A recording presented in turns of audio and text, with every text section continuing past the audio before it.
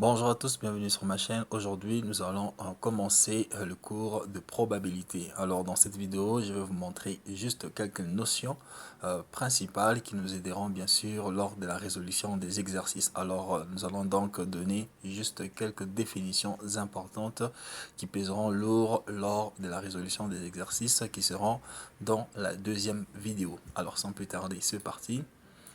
Alors, par définition, une preuve est une expérience aléatoire, c'est-à-dire une expérience dont on ne connaît pas l'issue.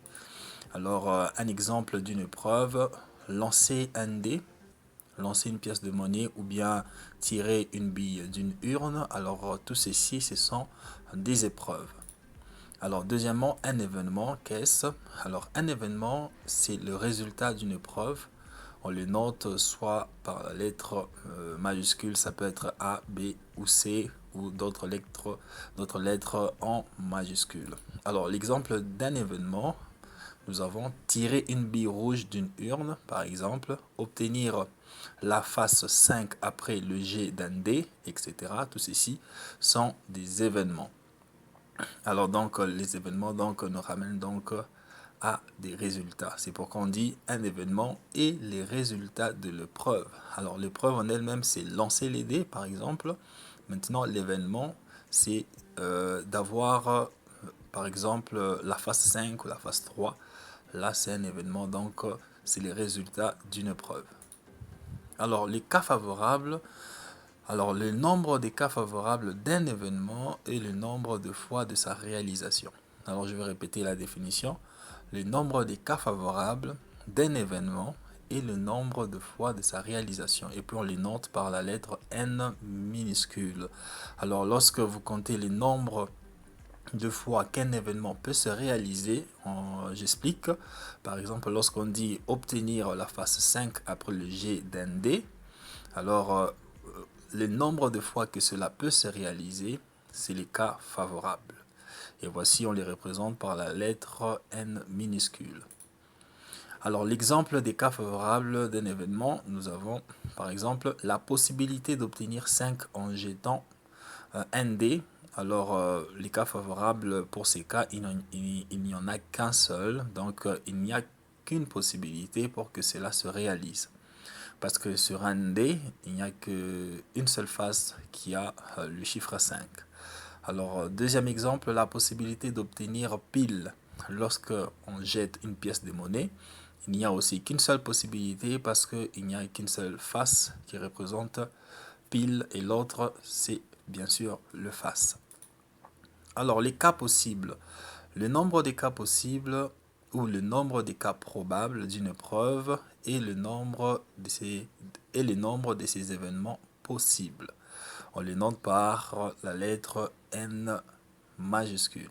Je répète la définition, le nombre des cas possibles ou le nombre des cas probables d'une preuve et le nombre de ces événements possibles. On va donner un exemple pour bien comprendre. Alors, l'obtention de 1, 2, 3, 4, 5, 6 en jetant un dé sont des cas possibles. Vous voyez, lorsque vous avez un dé, vous avez 6 faces. Et voilà, avec 1, 2, 3, 4, 5, 6 dessus.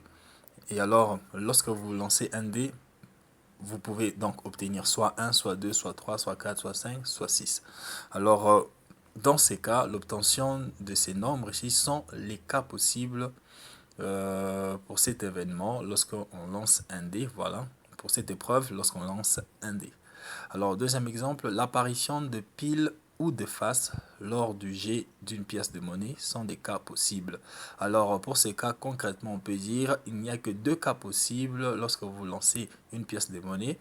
Soit vous aurez pile, soit vous aurez face. Et puis, il n'y a que 6 cas possibles lorsque vous lancez un dé, parce que vous aurez soit 1, soit 2, soit 3, soit 4, soit 5, soit 6.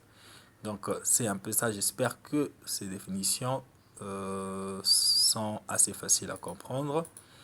Et alors, l'ensemble fondamental, on va finir par ça. L'ensemble fondamental, c'est l'ensemble fondamental et l'ensemble de tous les événements possibles d'une épreuve. Alors, il est aussi appelé univers ou catégorie de preuve. On les note par cette lettre, je ne sais plus comment on l'appelle, je vais l'appeler gamma.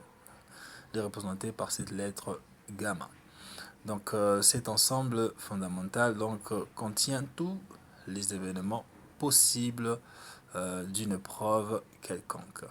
Et voilà donc quelques exemples. Alors l'univers, cet ensemble d'univers composé de 1, 2, 3, 4, 5, 6 et comme ceci lorsqu'il s'agit du lancement d'un dé. Alors lorsqu'on jette un dé, l'univers est égal à 1, 2, 3, 4, 5, 6. Alors des remarques importantes, ou bien deuxième exemple, lorsque vous avez pile et face, ça compose l'ensemble d'univers lors du lancement d'un dé, d'une pièce de monnaie plutôt. Alors je reprends la définition, c'est que l'ensemble fondamental, c'est l'ensemble de tous les événements possibles d'une preuve. Alors lorsqu'on jette un dé, les événements possibles sont de trouver 1, 2, 3, 4, 5, 6 et ceci compose l'ensemble de l'univers. Et aussi lorsqu'on jette une pièce de monnaie, alors l'ensemble de l'univers ou l'ensemble fondamental est pile ou face. Alors, le remarque, nous avons un événement A est une partie de l'univers. Et puis aussi un événement, ici il y a une erreur, vous pouvez enlever le E, un événement qui est un singleton est appelé événement élémentaire. Par exemple, lorsque vous lancez une pièce de monnaie que, par exemple, cette pièce de monnaie n'avait qu'une seule face, l'ensemble de l'univers sera donc un singleton et donc elle sera donc appelée élément élémentaire. Donc voilà. Donc un exemple concret, on va dire. Non, on va pas donner cet exemple-là. Donc carrément, on va rester sur l'exemple que j'ai donné. Donc un événement élémentaire, c'est un événement singleton, c'est-à-dire elle va composer, elle sera singleton aussi dans l'ensemble fondamental. Alors voilà, je vais répondre avant de finir la vidéo. Donc alors une preuve est une expérience aléatoire. Donc c'est une expérience dont on ne connaît pas le résultat, dont on ne connaît pas l'issue. Par exemple, lancer un dé, on ne connaît pas quel résultat on va obtenir. Lancer une pièce de monnaie, on ne connaît pas sur quelle face elle va atterrir. Ou tirer une bille d'une urne, on ne sait pas quel genre de bille on va tirer.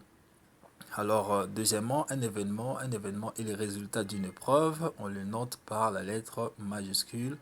Ça peut être A, B, C ou autre lettre majuscule. L'exemple d'un événement, c'est tirer une bille rouge d'une urne, c'est-à-dire on précise quelle couleur on veut, on précise le résultat qu'on veut obtenir. Et là, il s'agit bien d'un événement. Le nombre de cas favorables d'un événement et le nombre de fois de sa réalisation.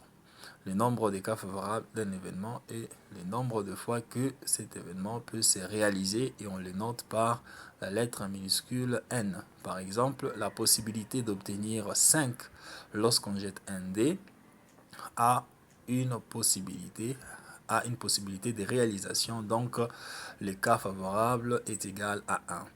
Alors, deuxième exemple, la possibilité d'obtenir pile lorsqu'on jette une pièce de monnaie. Il n'y a qu'une seule possibilité, donc le cas favorable est égal à 1, donc une possibilité.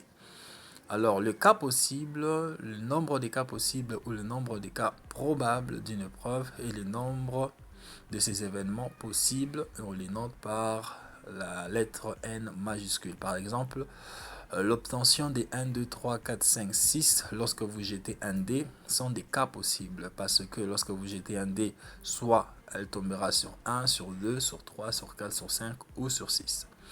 Et voilà aussi l'apparition donc de pile ou de face lorsque vous jetez une pièce de monnaie sont des cas possibles. Donc soit vous aurez pile, soit vous aurez face. Donc dans ces cas, les cas possibles est égal à 2. Pour les dés, les cas possibles est égal à 6. Et on a fini avec l'ensemble fondamental qui est l'ensemble de tous les événements possibles d'une preuve. On l'appelle univers ou catégorie de preuves. On les représente par ces symboles. Et voilà, on a donné l'exemple. Pour un dé, l'univers est égal à 1 et composé de l'ensemble est composé d'éléments 1, 2, 3, 4, 5, 6. Aussi, lors du lancement d'une pièce de monnaie, l'univers est composé de piles ou de faces. Et puis on a donné quelques remarques que l'événement fait partie de l'univers, est inclus dans l'univers. Et puis un événement qui est singleton est appelé événement élémentaire. Retenez bien ces appellations, ce sera très important lors de la résolution des exercices qui vont suivre dans la vidéo qui va suivre. Merci de nous avoir suivis. N'hésitez pas à vous abonner. À la prochaine.